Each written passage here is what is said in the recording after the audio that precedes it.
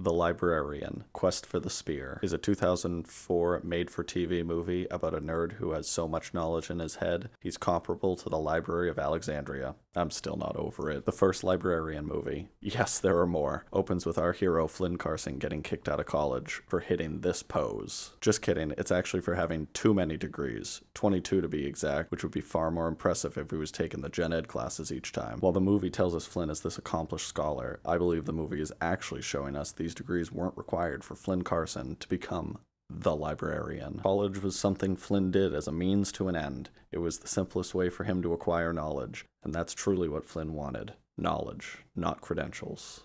Flynn's big brain is innate, not something that his schooling gave him. And based on what he accomplishes, you'll soon understand that even with that many degrees, none of us could do what he does. So take a break from grinding out that master's program that swears you'll have a job after, and walk with me through the greatness that is Flynn Carson.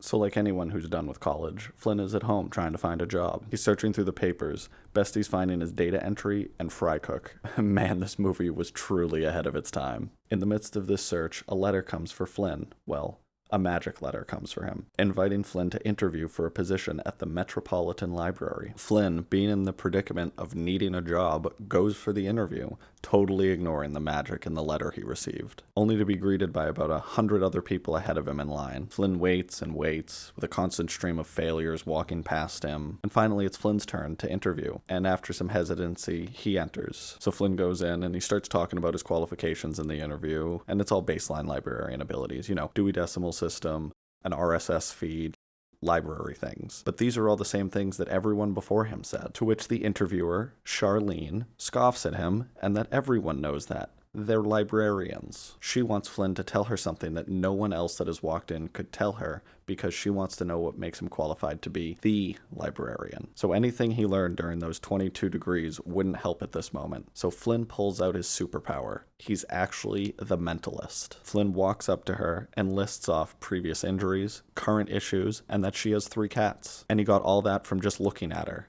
Is there a college degree that teaches that? I'd take those classes.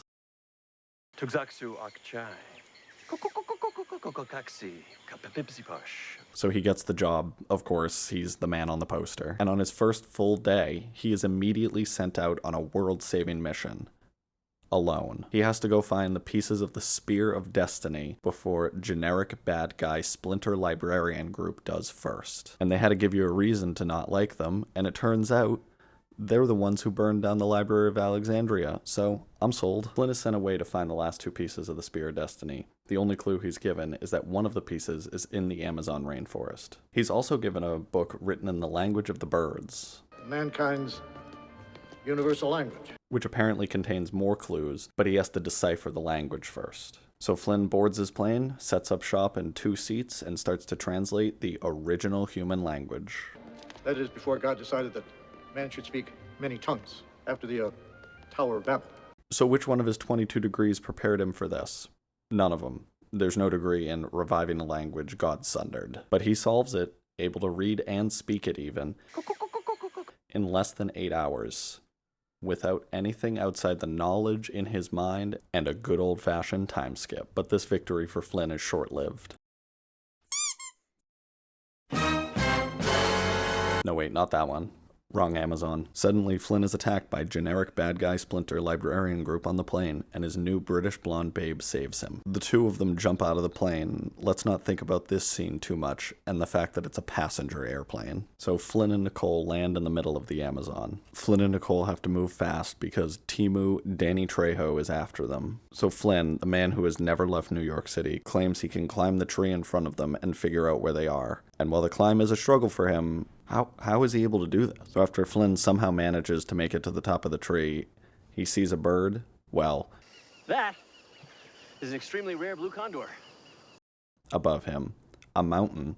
The only mountaintop tall enough to have a snow cap this time of year, and that radius is Mount Portobello. And he hits some calculations in his head and knows exactly where they are. Again, the average person could have gotten all the same degrees he got and would be unable to do what he just did, because as we later learn, he has memorized the known universe. Don't tell me you memorized the universe. The known universe.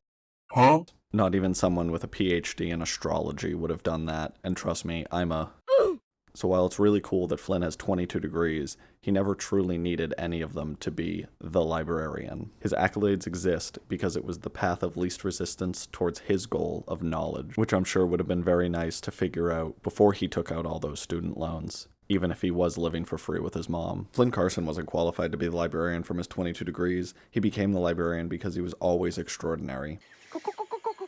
Those 22 degrees were what he did in the meantime, waiting for his true pursuit, saving the world. But what do I know? I'm just a guy without a degree who had never seen The Librarian, Quest for the Spear before.